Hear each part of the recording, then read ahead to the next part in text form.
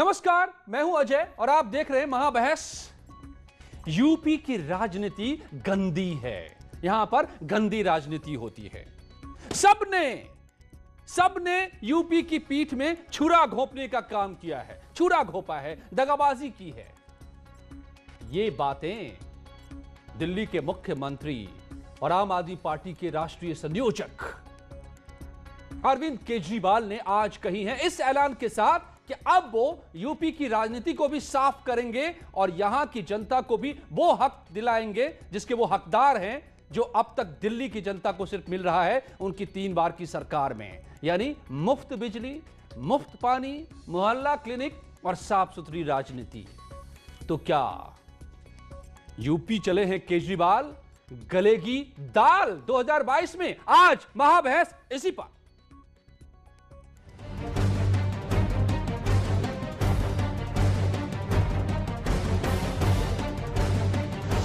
2022 के रण में केजरीवाल का प्रण। आने वाले 2022 के विधानसभा चुनाव में आम आदमी पार्टी उत्तर प्रदेश में चुनाव लड़ेगी। मुंगेरी लाल के सपने देख रहे केजरीवाल। उत्तर प्रदेश की जनता कह रही है कि जो दिल्ली के अंदर जो मैनेजमेंट है, कोविड मैनेजमेंट और सुशासन है, उसके लिए कह रही है आपने जो इतना बढ़िया दिया, आप आइए यूपी को संभालिए। अब वो उनको कहां से वो सपने आए, तो मुंगेरी लाल के सपने हैं तो उसको रोका भी नहीं जा सकता। केजरीवाल का मुफ्त कार्ड। हर पार्टी की सरकार आई, लेकिन अपने घर भरने के सिवा किसी ने यूपी के लिए कुछ नहीं किया। आज छोटी छोटी सुविधाओं के लिए यूपी के लोगों को दिल्ली क्यों आना पड़ता है? हमने तो 2 एम्स ऐड करे हैं उत्तर प्रदेश में। आप तो एक एम्स जो पुराना बना है उसी को आप संभाल नहीं पा रहे, उसी पे आप बोलते रहते हैं। लागू करेंगे दिल्ली का विकास मॉडल। उत्तर प्रदेश जो बदहाली से जूझ रहा है, चिकित्सा की बदहाली, शिक्षा की बदहाली, पानी की बदहाली, बिजली की बदहाली और कानून व्यवस्था की बदहाली, बेरोजगारी की बदहाली। आज उत्तर प्रदेश की जनता इन तमाम परेशानियों से त्रस्त है। यूपी वालों से कैसा सलूक किया था? विधानसभा चुनाव लड़ने आ रहे हैं 22 में, उनका स्वागत है, लेकिन वो शायद भूल गए हैं कि अभी कुछ माह पहले उन्होंने उत्तर प्रदेश के तमाम लाखों श्रमिक भाइयों को बॉर्डर पर छोड़ दिया था। ना उन्हें रहने दिया, ना उनका इलाज कराया, ना उन्हें खाना दिया। कोई आए 2022 में तो बाइसिकल। समाजवादी लोग कौन क्या कहता है इसके चक्कर नहीं पड़ते। समाजवादी लोग अर्जुन की तरह होते हैं। अर्जुन जैसे तीर अपना निशाना सही जगह पे लगाता है, उसी तरह से समाजवादी लोग विकास की राजनीति करते हैं। 2022 में 12 से 17 का काम देखते हुए उत्तर प्रदेश की जनता बाईसाइकिल को जिताएगी।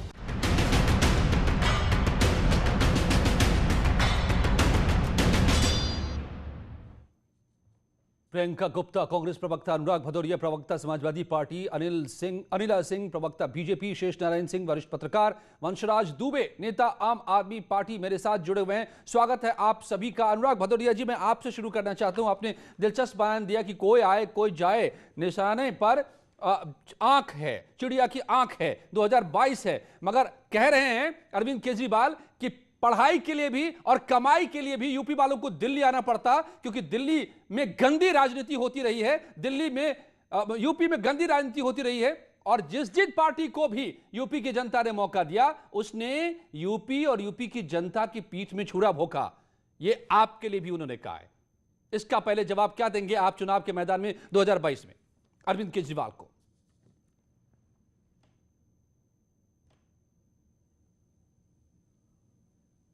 कल आपने देखा फार्मर के सपोर्ट में समाजवादियों ने अपने कार्यालय में धरना प्रदर्शन किया और धरने पे बैठे थे, प्रदर्शन में नहीं बैठे थे, और पुलिस उठा के ले गई और रात के 12 बजे जेल में फेंक दिया। मैं कह रहा हूं एक वीडियो दिखा दीजिए जहां पे प्रदर्शनकारी हमारे समाजवादी साथी कोई बदमाशी कर रहे हो। एक वीडियो में कहीं दिखा दीजिए जहां उन्होंने बैरिकेड तोड़ने की कोशिश की हो या किसी प्रॉपर्टी का नुकसान पहुंचाया हो। लोकतांत्रिक तरीके से, शांतिपूर्ण ढंग से हम धरने पे बैठे थे, उठा के ले गए हम लोगों को, रात के 12 बजे जेल भेज दिया। कमाल है, ये गंदी राजनीति तो क्या है? इसको राजनीति, गंदी राजनीति बोलते तो क्या बोलते हैं? ये लोकतंत्र की हत्या है। पता है आपको, इसको दमनकारी नीति अपनाते कहते हैं। इसको कहते हैं अंग्रेजों का शासन उत्तर प्रदेश के अंदर चल रहा है, जो शांतिपूर्ण धरने में भी उठा के ले जाते हैं। इसके मतलब आप क्या चाहते हैं कि कोई विपक्ष यहाँ कुछ बोले नहीं, हम डरा दे विपक्ष को, विपक्ष यहाँ कुछ कह ना पाए, हम जो मन में आए वो करते रहे? ऐसा नहीं होगा उत्तर प्रदेश के अंदर में। भारतीय जनता पार्टी शायद भूल गई है, समाजवादियों को पहचानती नहीं है। वो सोचती है रात के 12 बजे जेल में भेज देंगे तो समाजवादी डर जाएंगे। समाजवादी डरने वाले हैं क्या भारतीय जनता पार्टी से? ये डरपोक पार्टी है। अनुराग भदौरिया जी, आप भटक गए। आपकी सत्ता, आपकी शासन को लेकर के भी अरविंद केजरीवाल ने कहा कि क्यों यूपी की जनता को पढ़ाई से लेकर कमाई तक के लिए दिल्ली आना पड़ता है। बिल्कुल, क्योंकि भारतीय जनता पार्टी फेल हुई है। जब समाजवादी पार्टी की सरकार थी 2012 से 17 तक। चले मैं पूछ लेता हूं आम आदमी के प्रवक्ता है वही क्या, वंशराज दुबे जी, वंशराज दुबे जी, क्या मतलब है, क्या मतलब है कि यूपी में गंदी राजनीति होती है, यूपी के पीठ में छुरा भोंका है सबने? क्या कहना चाहते हैं अरविंद केजरीवाल? अजय जी देखिए, सबसे पहले मैं आपको बताना चाहूंगा कि आज उत्तर प्रदेश में आजादी के बाद से लगातार एक जो चीज की कमी रही वो रही एक साफ और नेक नीयत की। इतनी तमाम चीजें उत्तर प्रदेश में है कि आज यहाँ का नौजवान जो बाहर जाने को मजबूर है, आज जो पलायन कर रहा है, उत्तर प्रदेश के लगभग 50% आबादी जो जाकर दिल्ली में रहती है इलाज के लिए, रोजगार के लिए। आखिर ऐसा क्यों होता है? आज उत्तर प्रदेश में नौजवानों को नौकरियां मांगने पर उनके ऊपर लाठियां चलाई जाती हैं, मां बहन की गालियां दी जाती हैं। आखिर इस सब से निजात कब मिलेगा उत्तर प्रदेश को? और जो आदरणीय मुख्यमंत्री अरविंद केजरीवाल जी ने आह्वान किया है वो बिल्कुल ठीक बात है कि क्या आज उत्तर प्रदेश की जनता को 200 यूनिट बिजली फ्री नहीं मिलनी चाहिए? 400 यूनिट बिजली उनको आधे दाम पे नहीं मिलनी चाहिए?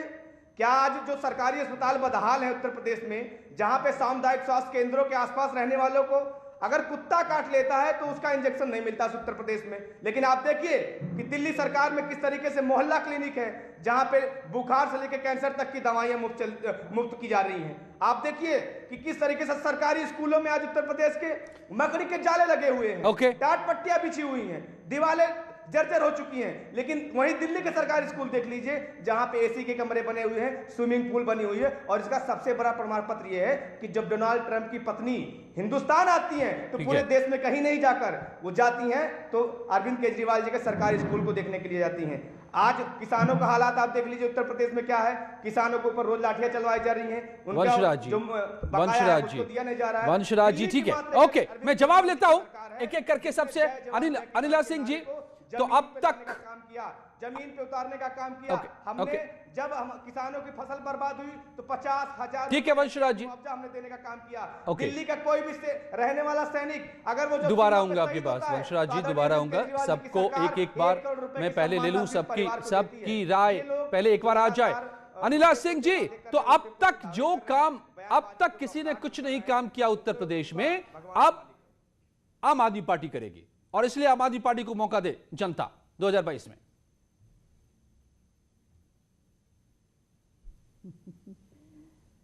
देखिए, लोकतंत्र की यही खूबसूरती होती है कि कोई भी सपने देख सकता है।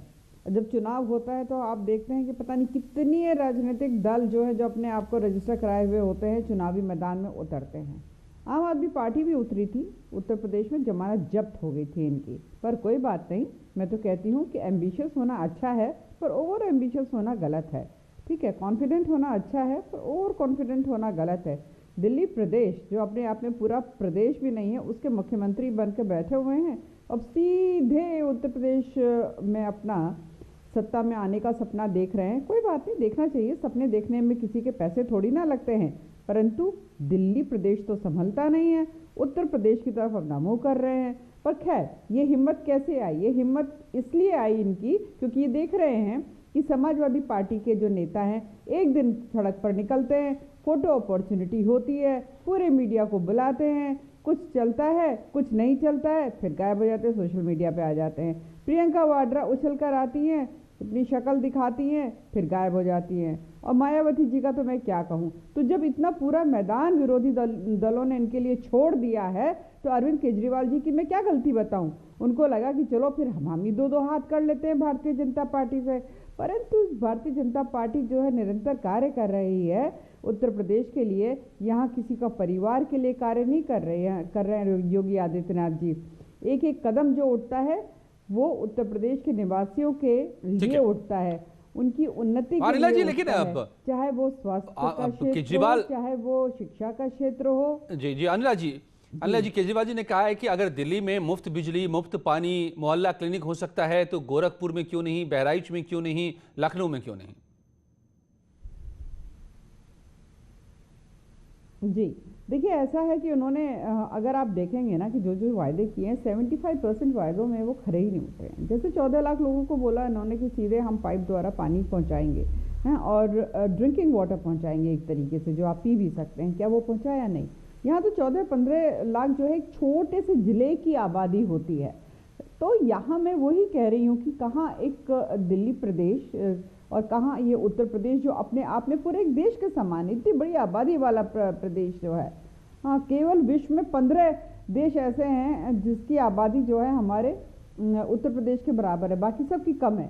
तो ऐसे प्रदेश के ऊपर शासन करने के लिए आप पहले अपने प्रदेश में तो कुछ करके दिखा देते। हाँ, 2-4 आपने मोहल्ला क्लिनिक, 2-4 स्कूल ऐसे दिखाकर आपने, जैसे होता ना एक बहुत बड़ी बिल्डिंग बनने के लिए तैयार होती है, उससे पहले उसका एक मॉडल बना देते हैं, वो दिखा के भाई ये फ्लैट ऐसे बनेगा। तो वो अजय जी, मेरी आवाज नहीं जा रही थी, मैं बोल लूं? चलिए, अजय जी सोच है और हमारे मैं एक बार सबको ले लूं पहले, बहुत अलग है। ओके, मैं सबको ले लूं। अनुराग जी फिर दोबारा आऊंगा। प्रियंका जी अभी डिस्कनेक्टेड हैं। शेष नारायण जी, आपसे मैं ये समझना चाहता हूं कि क्या दिल्ली का मॉडल जो दावा केजरीवाल कर रहे हैं कि मुफ्त बिजली, मुफ्त पानी हम पूरे देश में लागू करेंगे, यूपी में भी लागू कर देंगे आकर के, हम ये मिलना चाहिए, ये दाव उन्होंने चल दिया है आज, क्या ये दिल्ली का मॉडल यूपी में नहीं चल सकता जैसा अनिला सिंह कह रही हैं? ये दोनों अलग अलग तरह के इलाके हैं, अलग अलग तरह की डेमोग्राफी है यहाँ की, तो अलग अलग तरीके चलेंगे? नहीं, अनिला सिंह जो कह रही हैं कि किसी को भी राजनीति में हाथ आजमाने का अधिकार है, वो उनकी बात से हम सहमत हैं पूरी तरह से। और उत्तर प्रदेश में मायावती जी के आपने देख लिया, वो क्या नाम उनका, वहाँ वाले सरदार का, हैदराबाद वाले पहलवान के साथ उन्होंने वहाँ संगठन बना के बिहार में चुनाव लड़ा है। मायावती जी तो एक तरह से राजनीति से खारिज ही हैं। तो अब समाजवादी पार्टी और कांग्रेस भी मतलब उनकी नेता जो है वो कभी कभार जाती हैं वहाँ जो सीटें भी जीती थी उनमें से रायबरेली वाली भी छोड़ के चली ही गई। तो कुल मिला के वहाँ पे एक स्पेस है एक अपोजिशन पार्टी का, ठीक ठाक मेहनत करने वाली का। तो उसमें आम आदमी पार्टी अगर जाती है तो अपोजिशन की मजबूत पार्टी के रूप में वो लोग रहेंगे, क्योंकि वहाँ पे जो कैंपेन उनका वो जेन्युइन कैंपेन है, उसको आप विषय नहीं कर सकते। और इसीलिए आपने गौर किया कि जैसे ही उन्होंने घोषित किया, उत्तर प्रदेश के बड़े नेता केशव प्रसाद मौर्य से लेकर और अनिला सिंह तक सब उन पर हमलावर हो गए हैं। तो जाहिर है कि वो चुनाव को गंभीरता से लड़ेंगे और ये जरूरी है यूपी के लिए, क्योंकि अनुराग भदौरिया को भी मैं 10 बार इनको कह चुका हूं, उनके नेता को भी, कि भैया आप अपोजिशन ज्यादा मजबूत होना चाहिए डेमोक्रेसी के सक्सेसफुल के लिए, लेकिन ये लोग ध्यान ही नहीं दे रहे हैं। ये तो बड़ा दिलचस्प बात कह रहे हैं, इसका जवाब मैं अनुराग भदौरिया से फिर से लेना पड़ेगा मुझे, लेकिन उससे पहले प्रियंका गुप्ता आप भी बता दीजिए कि अगर कांग्रेस को खारिज कर दे जनता, बाकी सारी पार्टियों को खारिज कर दे जनता, तो आम आदमी पार्टी को मौका मिले तो क्या दिक्कत है?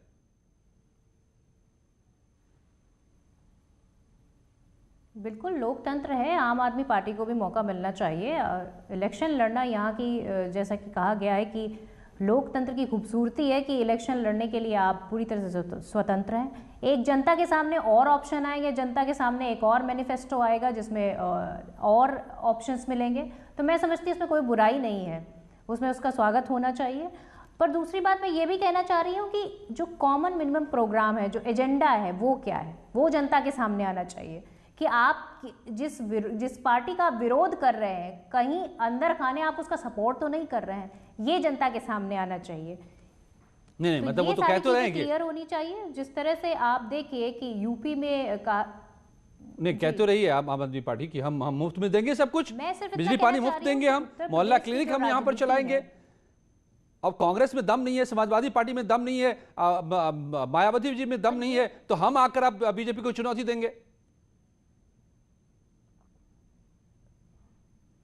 देखिए, वास्तविकता ये है कि पार्टी को दम दिखाने की जरूरत नहीं होती है, पार्टी के जो जनता के मुद्दे हैं वो उठाने की ज़रूरत होती है। तो जनता को जिसके मुद्दे क्लिक करेंगे वो जनता उसी का सपोर्ट करती है। पर वास्तविकता ये है कि आपके पास कार्यकर्ता भी होनी चाहिए, आपके पास टीम भी होनी चाहिए, आपके पास एजेंडा क्लियर होना चाहिए कि आप किसी तरह से जो सत्ताधारी पार्टी है उसको किसी तरह से सपोर्ट नहीं कर रहे हैं, बल्कि आप उसके अपोजिशन में खड़े हैं। ये सारी चीज़ें सामने आनी चाहिए। रही बात कांग्रेस पार्टी की, कांग्रेस पार्टी अपने एजेंडे में क्लियर है पूरी तरीके से। कांग्रेस पार्टी का एक सूत्री एजेंडा है जनता की आवाज़ उठाना, जनता की समस्याओं को सामने लाना और जनता की जो वास्तविक समस्याएं हैं उन पर बात करना, ना कि इधर उधर की बात करना। हम पूरी तरह से एजेंडे पे रहते हैं और जनता की समस्याओं पर रहते हैं कि जनता को वास्तविकता में जो प्रॉब्लम है उनके लिए सोल्यूशन निकाला जाए, विपक्ष का जो भूमिका है वो पूरी तरह से अदा की जाए। ओके, वंशराज दुबे जी, नहीं, ये आप जो आम आदमी पार्टी यहाँ पर दाव लेकर आई है और जो आप ये कह रहे हैं कि सभी पार्टियों ने दगाबाजी की, सिर्फ आप ही एक ईमानदार पार्टी हैं, वो कैसे? और ये मुफ्त वाली राजनीति क्या यूपी में भी चलेगी, दिल्ली वाली?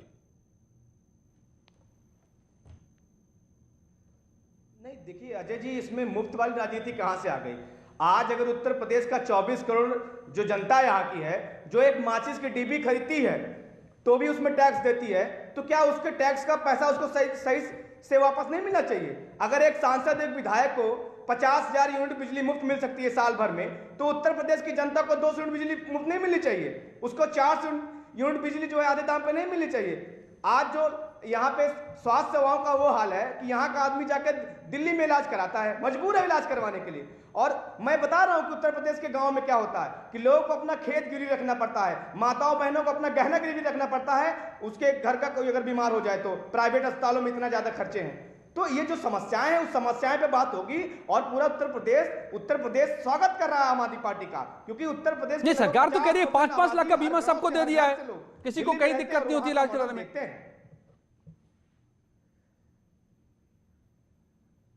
जबरदस्ती वाली बात करें। आज जिसके घर में एक फ्रिज होगा, एक टेलीफोन होगा, एक मोटरसाइकिल होगा, उसको इलाज नहीं मिलेगा। उनके मैनिफेस्टो में तो ये भी है। चलिए अनिल सिंह जी जवाब दीजिए, आप स्टार बना के दे दिया है। अनिल सिंह जी जवाब दीजिए, फिर उसके बाद अनुराग भदौरिया। अनिला जी। जी देखिए, केजरीवाल साहब को एक चीज़ समझनी चाहिए, उत्तर प्रदेश जो है ललितपुर से शुरू होता है और अगर हम पश्चिम में चले जाएं तो यहाँ पर शामली बागपत भी जिले हैं। हाँ, अभी कह रहे हैं ना कि अगर किसी को हेल्थ का कोई इशू होता है तो भागकर दिल्ली आता है। भाई साहब, ललितपुर का आदमी जो है ना भागकर दिल्ली नहीं आता है, उसके बीच में ना बहुत सारे सरकारी अस्पताल, एम्स, मेडिकल कॉलेज और प्राइवेट अस्पताल भी बहुत सारे मिलते हैं। तो हर चीज़ के लिए हमारा यूपी वाला जो है दिल्ली नहीं पहुँचता है। तो आप जो है यूपी को इतनी नीची नज़र से मत देखिए कि यूपी में कुछ भी नहीं है और यूपी वाले कटोरा लेकर बैठे हुए हैं। अरे काहे परेशान हो रहे हैं भाई, अरे काहे विचलित हो रहे हैं, काहे विचलित हो रहे हैं? अरे बोल रहे थे तो हमने बोलने दिया था कि नहीं बोलने दिया था? हमारी बारी है, बोलने दीजिए। कौन सी भाषा में बोलें? भोजपुरी में बोलें या हम अपनी पश्चिम भाषा में बोलें या ब्रज भाषा में बोलें? यहाँ पर हर 10 मील पर पानी दोनों बदल जाता है। ये उत्तर प्रदेश है भाई साहब। केजरीवाल साहब को समझा दीजिएगा कि ये उत्तर प्रदेश है, दिल्ली प्रदेश नहीं है।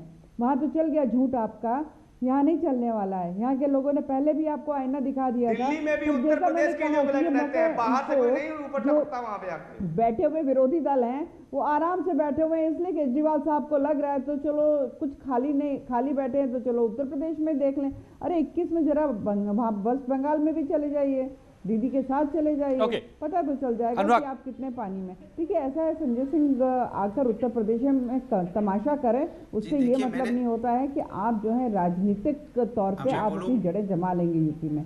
पर ये लोकतंत्र है, आइए, आपका स्वागत है। हम यूपी वाले तो हमेशा स्वागत करते हैं, हमारी तो तहजीब ही यही है। हमें ये मत सोचिए कि कटोरा लेकर बैठे हुए भाग के दिल्ली आते हैं हर चीज के। अनुराग भदौरिया जी, ये तो मानेंगे ना कि आप आज तक आपकी भी सरकार रही, बार सरकार रही, सबकी सरकार रही, मौजूदा सभी पार्टियों का, जो आज केजरीवाल कह रहे थे, मगर कोई भी ये पुख्ता नहीं कर पाया कि सबको इलाज सिर्फ यूपी में ही मिल जाए, सबको नौकरी यूपी के अंदर ही मिल जाए, सबको दिल्ली नहीं जाना, रुख नहीं करना पड़े यहाँ पर। तो वो तो कह रहे हैं कि आपने भी छुरा घोंपा पीठ में और सभी पार्टियों ने किया। देखिए अगर समाजवादी की बात करेंगे तो 2012 से लेकर 17 तक समाजवादी ने जो काम किया है, इस बात को तो भारतीय जनता पार्टी भी सहराते हैं, आके पीछे से बैठ के वो भी तारीफ करते हैं कि क्या इन्होंने हॉस्पिटल्स बनाए, चाहे सैफई का हो, चाहे बदायूं का हो, चाहे जौनपुर आजमगढ़ हो या गोरखपुर के, हमने जो वहाँ पे जो मेडिकल कॉलेज उसको हमने अपग्रेड किया, वहाँ एम्स के लिए जमीन दी। यहाँ पे आप लोग इलाज कराने आते हैं, अगर आपको पता हो तो सैफई का जो पीजी कॉलेज है, जो हमने मेडिकल कॉलेज बनाया, कम से कम 300 किलोमीटर के लोग वहाँ पे अब इलाज करा रहे थे, जहाँ पहले कुछ एक हॉस्पिटल भी नहीं था। अगर बदायूं की बात करेंगे तो हमने वहाँ पे पीजी मेडिकल कॉलेज बनाया, जहाँ पे पूरा इलाका कम से कम 200 किलोमीटर के लोग आते हैं। इसी तरह से जौनपुर आजमगढ़, इसी तरह एक्सप्रेस वे आपने देखा हमने आगरा से दिल्ली तक, आगरा से लखनऊ तक बना के दिया। आज सभी बीजेपी से लेकर सारे लोग आसानी से ट्रेवल करते हैं। दिल्ली ऐसा लगता है कि दिल्ली लखनऊ में ही है, लखनऊ से दिल्ली वाले, दिल्ली से लखनऊ वाले आसानी से आते जाते हैं। मेट्रो भी हमने बना के दी, चाहे वो मेट्रो चाहे वो नोएडा से दिल्ली की हो या लखनऊ में, और दूसरी जगह जो हमने बना के दी है। हमने हमेशा यहाँ विकास का काम किया है। आपने देखा हमने यहाँ पार्क्स बनाए, जो पार्क जनसुमिस पार्क जैसे लोग सपना देखते थे, स्टेडियम बनाए जो लोग सपना देखते थे, हमने यहाँ पे महिला सुरक्षा के 1090 बनाया जो लोग सपना देखते थे, 100 हमने पुलिस को मजबूत किया जो लोग सपना देखते थे। लेकिन भारतीय जनता पार्टी ने क्या किया?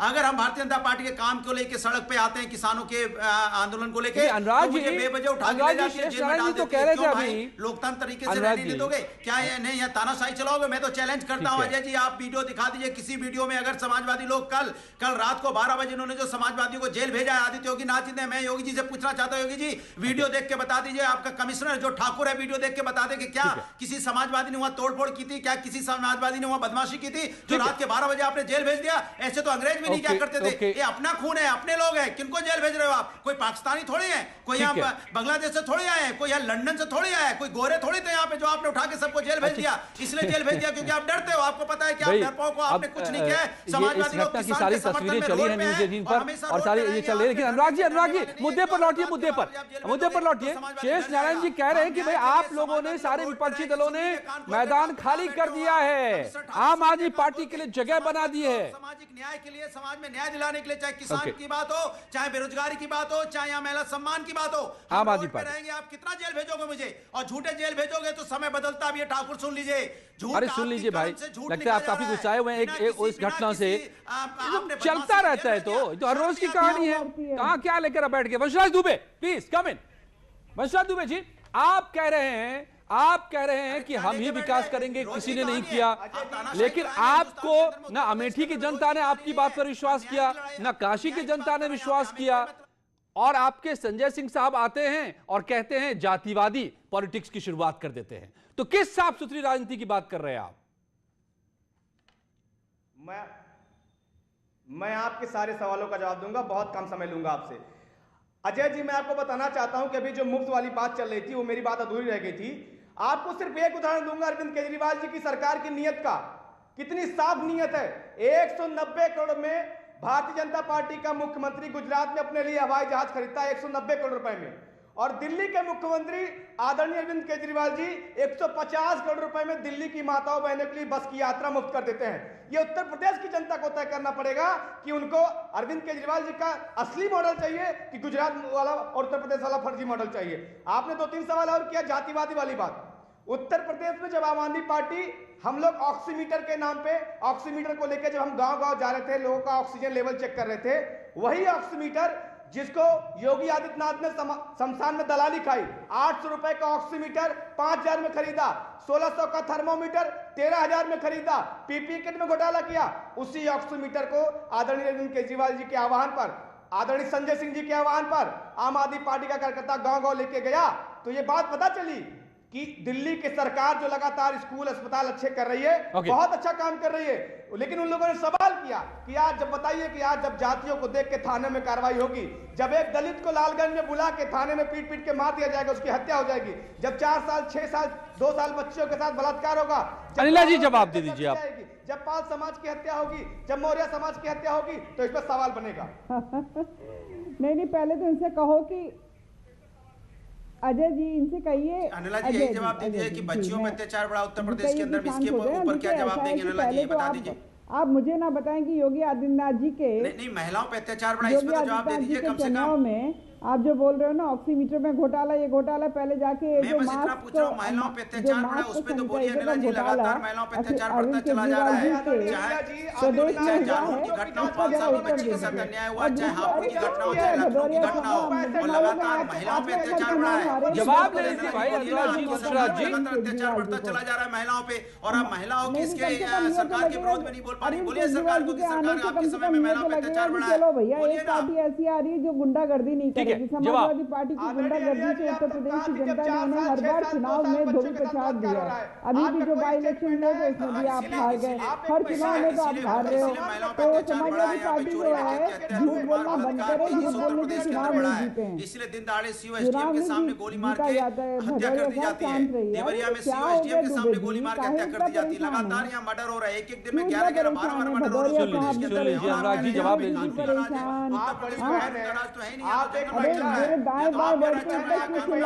योगी आदित्यनाथ जी से डर लगता है ना, योगी आदित्यनाथ जी से डर लगता है ना।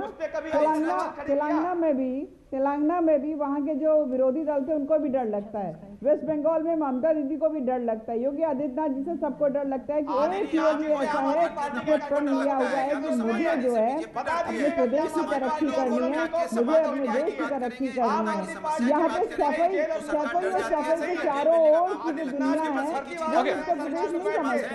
ऐसी तो किसी की बात नहीं सुनाई दे रही है, नहीं समझ में आ रही है किसी की बात।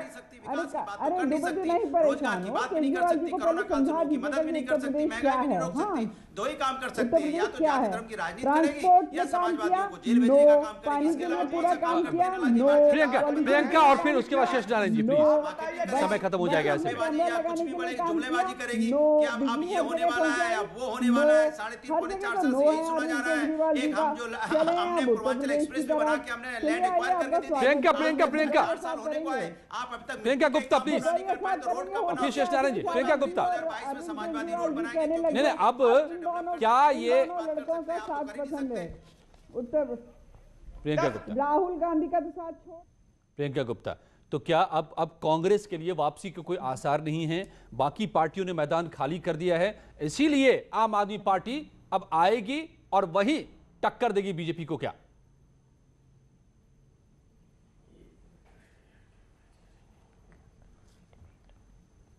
प्रियंका गुप्ता जी, नहीं आवाज आ रही है लगता है। ओके, शेष नारायण जी, आज अरविंद केजरीवाल जी ने कई बातें कही, उसमें से जो कई अहम बातों में से एक थी कि अब नई राजनीति लेकर आएगी आम आदमी पार्टी यूपी में। सबकी राजनीति पुरानी हो गई, क्या मतलब है इसका? नहीं, वो नई राजनीति का उनका जो भी मतलब होगा वो तो वही बताएंगे अरविंद केजरीवाल या संजय सिंह या उनके प्रवक्ता यहाँ बैठे हैं। लेकिन ये बात लेजिटिमेट है कि उत्तर प्रदेश में मैंने देखा है कि 4 साल में योगी आदित्यनाथ को चुनौती ही नहीं मिली। अभी पिछले 2-3 महीने से समाजवादी पार्टी के लोग सड़कों पे आए हैं और ये कर रहे हैं। कांग्रेस का जहां तक सवाल है, कांग्रेस की 7 सीटें थी, उनमें से एक जो रायबरेली वाली थी वो तो छोड़ के चली गई, और बाकी जो भी सीटें थी वो तो कांग्रेस का वर्कर बेस जो है धीरे धीरे इरोड हो गया। तो आज एक स्पेस एक मजबूत विपक्षी पार्टी का है उत्तर प्रदेश में। और संजय सिंह को अजय जिसने कैंपेन करते देखा है उत्तर प्रदेश में जी, तो क्या दाल गलेगी केजरीवाल की यूपी में? क्या वो आम आदमी पार्टी एक ताकत बनकर उभरेगी 2022 में? क्या ये तय जनता को ही करना है और तय यहां की राजनीति भी करेगी। दिलचस्प होगा देखना क्या नतीजा आता है इस चुनौती का। धन्यवाद आप सबका मेरे साथ जुड़ने के लिए महाबहस में, और अनुपम के साथ अब इस वक्त की खबरें। शुक्रिया अजय। तो इस वक्त की बड़ी खबर हमारे पास आ रही है कि आम्रपाली ग्रुप के 2 बड़े अफसरों की जमानत अर्जी खारिज हुई है। हाईकोर्ट की लखनऊ बेंच ने खारिज की है जमानत अर्जी। ये बड़ी खबर इस वक्त। आम्रपाली ग्रुप के एमडी अनिल कुमार शर्मा और ऑडिटर अनिल मित्तल की जमानत अर्जी खारिज की गई है। ईडी आम्रपाली ग्रुप के खिलाफ मनी लॉन्ड्रिंग मामले की जांच कर रही है। इस वक्त ये बड़ी खबर हम आपको बता रहे हैं। हाईकोर्ट की लखनऊ बेंच ने खारिज की है जमानत अर्जी। इस वक्त की ये बड़ी खबर। आम्रपाली ग्रुप के एमडी की जमानत अर्जी खारिज की गई है।